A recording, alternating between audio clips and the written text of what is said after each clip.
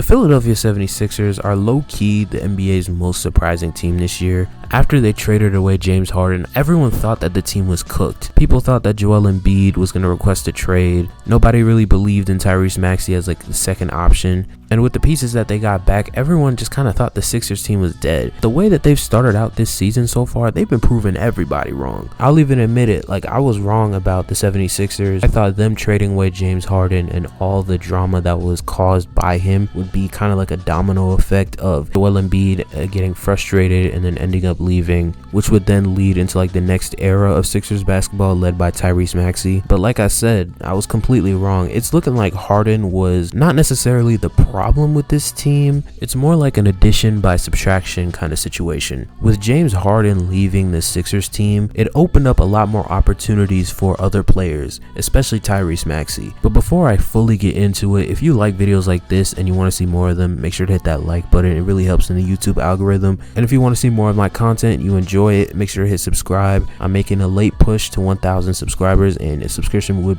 really be appreciated. Before I really dive deep into what is making the 76ers like so successful right now, to say like I'm kind of conflicted on if James Harden was actually a problem for the 76ers, because next to Embiid he fits well, next to Maxey he fits well. I just think his presence in the playmaking department kind of limited the 76ers in a way. Like when you think about it, when you have the most of the playmaking bulk from one guy, it makes the offense pretty simplistic and it makes it easier to scheme against you. Like, look at the Indiana Pacers, right? Tyrese Halliburton, as much as I respect him in his game, him being the sole and only playmaker in Indiana is hurting the team, especially in a league where some of the best teams play make by committee. And that's what the 76ers have done this season without James Harden. Joel Embiid and Tyrese Maxey have stepped up in the playmaking department. Both players are averaging a career high in assists per game. Embiid is being more of like a playmaking centerpiece in a lot of handoff action with Maxey and other perimeter players, and Maxey has essentially been like the lead guard for the 76ers, and he's been able to get out on the break more, which has benefited him a lot. A lot of the times with James Harden, he would bring the ball up the court and the Sixers would like immediately get into their offense, and because James Harden is a very dribble heavy half court type of player, the Sixers offense really couldn't reach its full potential with him on the floor. Now, as far as what this means for Joel Embiid being more of a playmaker just makes him more dominant, because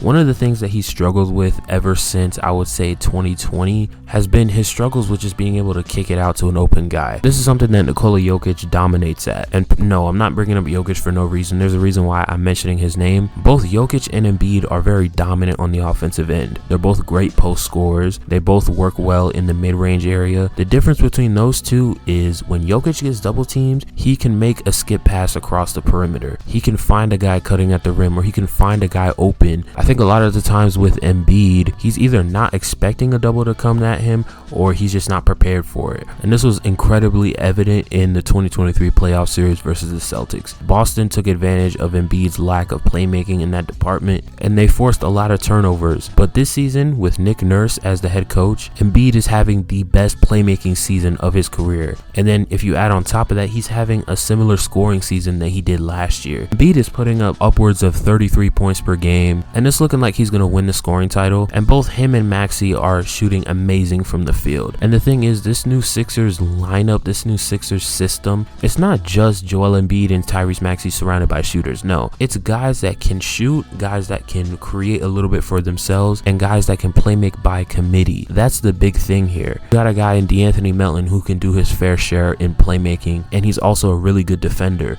They just traded for Nicholas Batum, who can do his fair share of playmaking as well, who is also a lights-out three-point shooter at the moment. Tobias Harris, who's one of the best catch-and-shoot players in the league, one of the most efficient shooters, and a guy who can score a little bit. He's more of like a play finisher. And then off the bench, you got Patrick Beverley, who brings you good defense, Paul Reed, who's a really good backup center. Like, the Sixers team has very talented players on it. And I think with a coach like Nick Nurse, who has had playoff experience before, he's schemed against this roster before, he will would probably have a really good counter for a lot of the teams like Boston, like Milwaukee, who are going to try and scheme out Joel Embiid or Tyrese Maxey. Nurse is going to have a good counter. Now, as for the title of this video, are the Philadelphia 76ers legit? I think they are, in my opinion. And I know there are people who aren't really that high on the Sixers in the playoffs and they think that they're just choke artists. And I get that point of view, but with this Sixers team, there's just something different this season. Like, obviously, it's going to take Joel Embiid just stinking it up in the playoffs for this team to just get swept, right?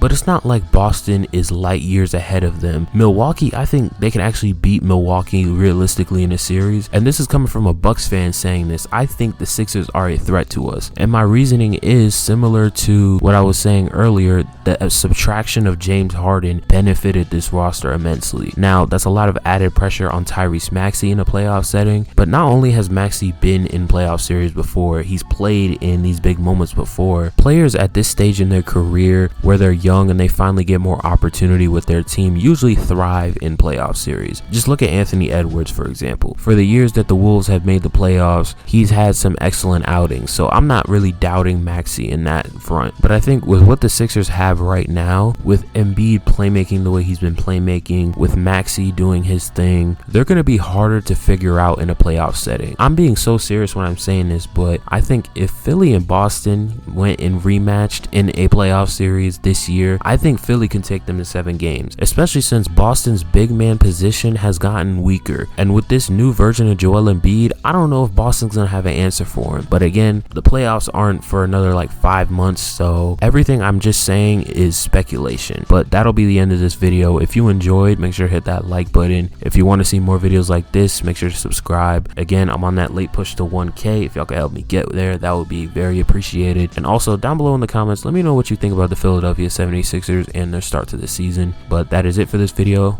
and I'm out. Peace.